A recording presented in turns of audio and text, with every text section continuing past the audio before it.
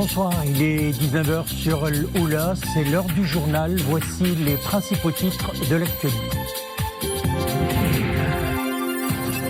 Sur haute instruction royale, le Maroc organise un véritable pont aérien, une vingtaine de vols, un chassé-croisé pour convoyer une aide médicale et humanitaire de grande envergure destinée au peuple libanais dévasté par la tragique explosion survenue dans le port de Beyrouth. Covid-19 pour freiner la pandémie, seul rempart avant la mise au point d'un vaccin, le respect strict des gestes barrières comme le port du masque. Le port du masque est obligatoire lors de déplacements en dehors du domicile. Des peines et des amendes sont prévues pour quiconque enfreint la loi. Nous verrons l'exemple à Marrakech. Élargir la pratique du sport au plus grand nombre de jeunes à travers la mise en place d'infrastructures de proximité. Des équipements et des terrains de sport réalisés dernièrement d'ailleurs à Middelst offrent ainsi aux jeunes et moins jeunes la possibilité d'exprimer leur talent et de s'épanouir. Nous verrons l'exemple à Middelst, bien sûr, en fin de journée. L'aéroport de la capitale libanaise continue d'accueillir les avions marocains qui se relaient pour acheminer l'importante aide médicale et humanitaire d'urgence suite à l'explosion tragique survenue dans le port de Beyrouth. Sur haute instruction royale également, envoi et déploiement d'un hôpital militaire de campagne en vue d'apporter les soins médicaux d'urgence aux populations blessées dans cet incident. La main tendue et la réactivité du Royaume qui a promptement répondu à l'appel de détresse lancé par le Liban ont été hautement salués par des officiels et la presse de ce pays meurtri par cette tragédie. Une vingtaine de vols sont impliqués dans ce pont aérien établi par le Royaume. Une opération humanitaire d'envergure et une logistique de taille à la mesure de la gravité de la situation humanitaire et sanitaire du pays du Cèdre. Le Liban qui pense donc ses plaies après la forte explosion qui a laminé Beyrouth. 154 morts, 60 personnes toujours portées disparues. Le nombre de blessés se chiffre à 6000 personnes. L'espoir s'amenuise de retrouver des survivants dans le port de Beyrouth, 5 jours après l'explosion selon l'armée libanaise. Face à l'ampleur du drame, les donateurs internationaux se sont réunis en visioconférence.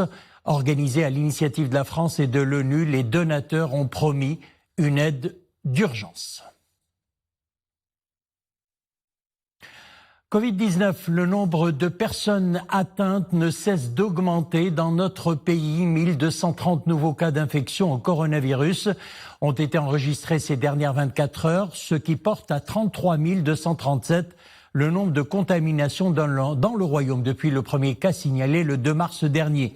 1157 nouvelles guérisons recensées ces dernières 24 heures, portant le nombre de rémissions à 23 347, soit un taux de 70%. En revanche, le nombre de morts est passé à 498, avec 18 nouveaux décès à déplorer. Les cas graves ou critiques s'établissent à 116 cas pris en charge dans les unités de réanimation et des soins intensifs. Pour freiner la pandémie, seul rempart avant la mise au point d'un vaccin, eh bien c'est le respect strict des gestes barrières comme le port du masque. Mais les mesures préventives imposent la tolérance zéro et de mise et le port du masque est obligatoire lors de déplacements en dehors du domicile. Des peines et des amendes sont prévues pour quiconque enfreint la loi. Exemple à Marrakech, Oumaïma Ramli, Mu'tasim Billah al-Bouazaoui et Soumiya Belayashi. مجموعه اجراءات قلنا باللي ما يحترمهاش غادي تطبق حكم القانون. دابا انت اولا دخلتي عدد غير كافي المساحه عندك انا ما نسمحلكش هنا عندك جوج ثلاثه الناس ماكسيموم. Ce jour-là, dans les rues de la ville Ocre, les patrouilles font la ronde. Les autorités durcissent le ton. Fini le laxisme. Le non-port du masque est passible d'une amende de 300 dirhams. Et les Marrakechis y trouvent leur compte. C'est une bonne initiative. Au moins, on est sûr que les citoyens mettront leur masque. Le risque de contagion est très élevé. Il faut redoubler de vigilance. Masque et distanciation sont le seul barrage contre ce virus. Et si certains ont conscience des enjeux sanitaires, d'autres s'entêtent à faire fi des consignes. Pour cela, plus d'excuses, les images parlent d'elles-mêmes. Les autorités sont aux aguets, elles veillent à l'application à la lettre des règles sanitaires et des sanctions.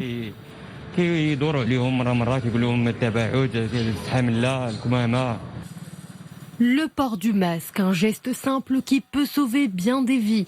Au Maroc, il est obligatoire depuis juillet dernier et toute violation est passible d'une amende allant de 300 à 1300 dirhams. Alors, à bon entendeur. Et avec l'arrivée des fortes chaleurs, l'usage du gel hydroalcoolique peut s'avérer non sans danger.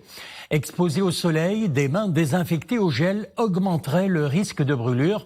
Alors qu'en disent les dermatologues? La réponse dans ce reportage depuis Marrakech. Il est signé Soumia Bel'ayachi, Mu'tasim Bilal Bouazaoui, sur le commentaire de Mariam Elbissi. C'est devenu un réflexe. Plusieurs fois par jour, nous nous badigeonnons nos mains de gel hydroalcoolique, comme une sorte de bouclier pour nous protéger contre le virus. Je me lave les mains la plupart du temps à l'eau et au savon, sauf quand je suis dehors et quand je veux manger par exemple, j'utilise mon désinfectant. Je me désinfecte les mains dans la borne installée à l'entrée du restaurant. J'ai aussi un flacon sur mon comptoir, je m'en sers après chaque opération en caisse. Alternative pratique au lavage, le gel hydroalcoolique est la star des rayons des officines. On en propose de tous les formats. Les offres se multiplient avec l'explosion de la demande. Les clients en achètent souvent. La demande est plus importante pour les flacons d'alcool. C'est un désinfectant puissant mais agressif quand il est appliqué directement sur la peau. On recommande l'usage des gels contenant de la glycérine qui est un actif hydratant.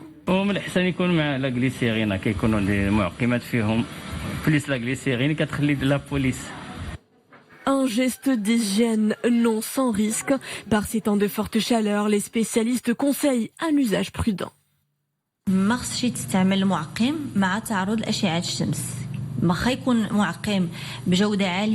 Le désinfectant ne doit pas être exposé au soleil. Peu importe sa qualité, il contient des substances incompatibles avec les rayons ultraviolets. Huiles essentielles, parfums, alcool, ces composants assèchent la peau, la fragilisent et peuvent même causer des brûlures lorsqu'ils sont en contact avec les rayons du soleil. Pour se prémunir contre le virus, rien ne vaut un bon lavage des mains au savon. On parle tourisme et c'est de Marrakech dont il s'agit justement. Marrakech qui est dans le top 25 de TripAdvisor des destinations populaires mondiales en 2020. Selon le dernier classement établi par le site mondial de conseil touristique et de voyage, la cité ocre est classée à la 21e place. Elle se place ainsi derrière Siem Reap au 20e au Cambodge et devance Lisbonne, 22e au Portugal. La cité ocre est la deuxième destination dans le monde arabe après Dubaï qui occupe le 12e rang. Le nouveau calife général de la famille Tidjanias, Mohamedou Mahi Niasse, exprime ses remerciements à Sa Majesté le roi Mohammed VI Amir al-Mouminin pour la constante sollicitude dont il a toujours entouré la Faïda Ibrahima Tidjania.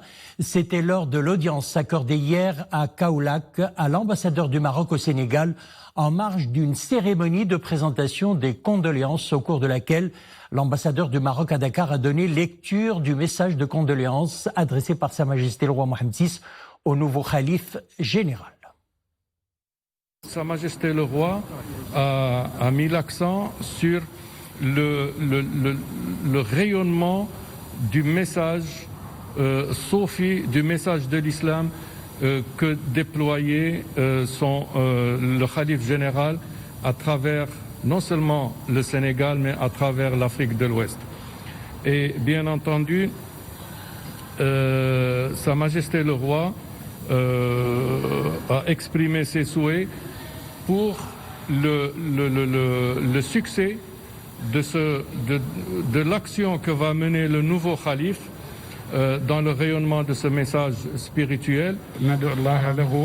La venue de la délégation marocaine à Medina Baye Niasse est une occasion pour renouveler les serments et exprimer l'attachement inaliénable de la Faïda et ses représentants, comme ce fut par le passé, à la nation chérifienne et à Amir al-Mouminin, Sa Majesté le roi Mohammed VI, que Dieu l'assiste.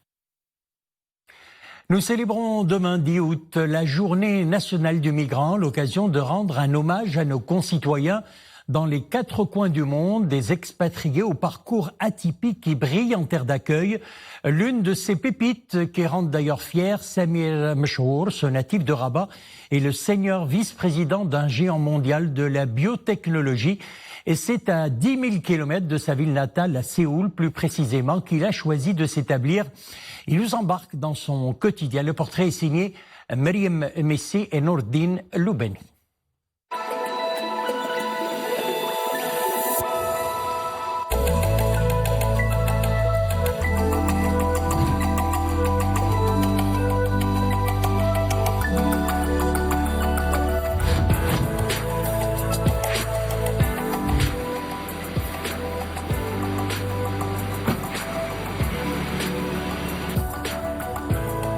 Je suis en Corée depuis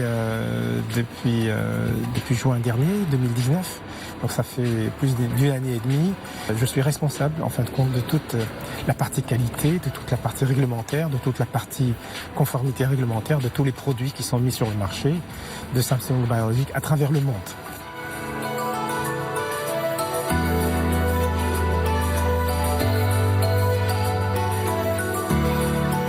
Samir Machhour, 57 ans. On l'appelle citoyen du monde. 30 ans qu'il navigue entre les continents, évolue au sein des plus grandes compagnies pharmaceutiques et de biotechnologie, avant de faire le plus grand saut vers Séoul, en Corée du Sud. Nous traitons en fin de compte plusieurs millions de patients quotidiennement, que ce soit en oncologie ou dans d'autres thérapies. Et je suis heureux et très content de pouvoir contribuer à changer un petit peu la vie de tous les jours de plusieurs patients. Sous son air discret se profile une force tranquille. Samir Machhour gère d'une main de maître plusieurs grandes équipes de différents horizons. Ce titulaire d'une maîtrise en physique nucléaire de l'université Concordia au Canada et diplômé de l'université Harvard est un mordu de travail. Il ne manque aucun rendez-vous. Ses collaborateurs sont admiratifs de sa rigueur et de ses capacités d'adaptation dans un milieu on ne peut plus exotique. Vivre en Corée représente un défi en soi, culturellement mais aussi professionnellement parlant. Samir a pu relever ce pari difficile. Il occupe un poste challengeant car le monde évolue rapidement. Et grâce à son expertise, il réussit avec brio sa mission.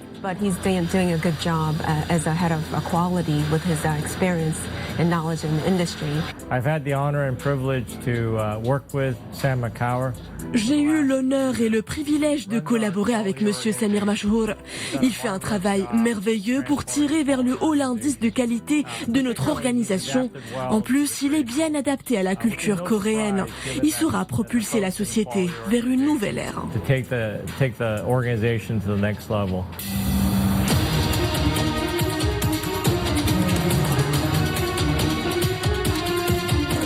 Du laboratoire à la mise sur le marché, pas un seul médicament produit par Samsung Biologics ne passe sans l'aval de Samir Machhour.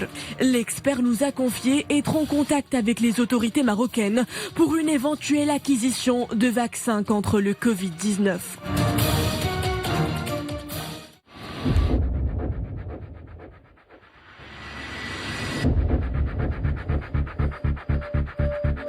Changement de décor et de rythme.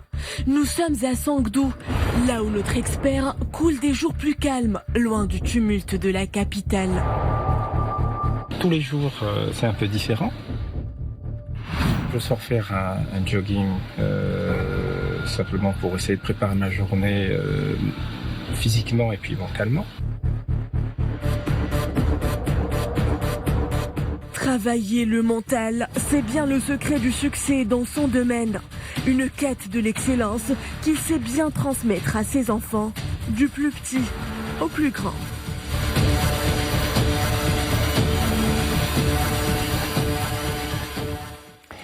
Un petit mot de météo à présent. Le mercure restera en hausse. Demain, les températures varieront entre 25 et 41 degrés. C'est ainsi qu'il est prévu, vous allez le voir sur votre écran, 41 degrés à Ousserd, 39 à Marrakech, 38 à Ouarzazate Rachidia et prévu également 31 à Ifrane. Agadir, il fera 26 degrés, puis Dakhla, 24 degrés. 23 joueurs et membres du staff de l'équipe de football de l'Ittihad de Tanger testés positifs au nouveau coronavirus. Selon le club, les tests de dépistage ont été effectués suite à l'apparition de symptômes chez plusieurs membres du staff et des joueurs de l'équipe, et ce, malgré les nombreuses mesures préventives mises en place ainsi que le respect total du protocole sanitaire.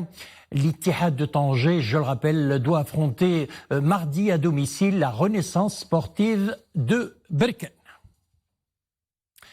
On prend la direction de la province de Midelt à présent, élargir la pratique sportive au plus grand nombre de jeunes à travers la mise en place d'infrastructures de proximité. Des équipements et des terrains de sport réalisés dernièrement d'ailleurs offrent ainsi aux jeunes et moins jeunes la possibilité d'exprimer leur talent et de s'épanouir. Reportage Abdelali Iyad et Zakaria Moukhine-Billah. Une piste d'athlétisme en caoutchouc, récemment mise en service dans la commune rurale Boumia. Le rêve des jeunes pratiquants de disposer d'infrastructures de qualité est aujourd'hui un fait accompli. Dorénavant, les adhérents du club Omlouia d'athlétisme peuvent s'entraîner dans des conditions favorables. Auparavant, on s'entraînait sur des terrains peu adaptés et dans des conditions non sécurisées. Cette piste de course nous permet d'appliquer les techniques de notre sport. Cela nous a facilité la tâche pour nous qualifier aux championnats nationaux d'athlétisme.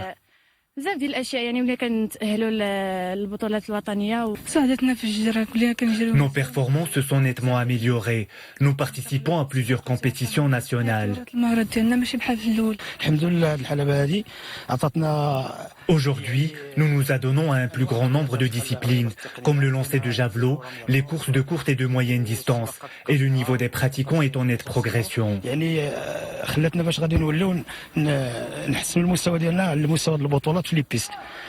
D'autres structures sont réalisées au niveau de la commune, un centre d'accueil des sportifs et une salle couverte omnisport. Différentes disciplines sont favorisées. À la commune rurale Zaïda, 3 terrains de proximité sont édifiés. Des infrastructures sont aménagées pour les sports de base, ainsi que pour d'autres disciplines tournées vers la professionnalisation. À titre d'exemple, la construction d'une piscine semi-olympique dans la commune de Midelt. Nous avons également une piste en caoutchouc et un centre d'athlétisme dans la commune de Boumia, en plus de 4 salles couvertes. La multiplication des structures de proximité dans la province de Midelt est un excellent moyen pour encourager la pratique sportive chez les jeunes et pourquoi pas envisager de continuer leur carrière à un niveau professionnel. Voilà, c'est la fin de notre édition. Merci de l'avoir suivi. L'info revient sur Lula à 21h. Une excellente soirée, excellent début de semaine également. À demain lundi.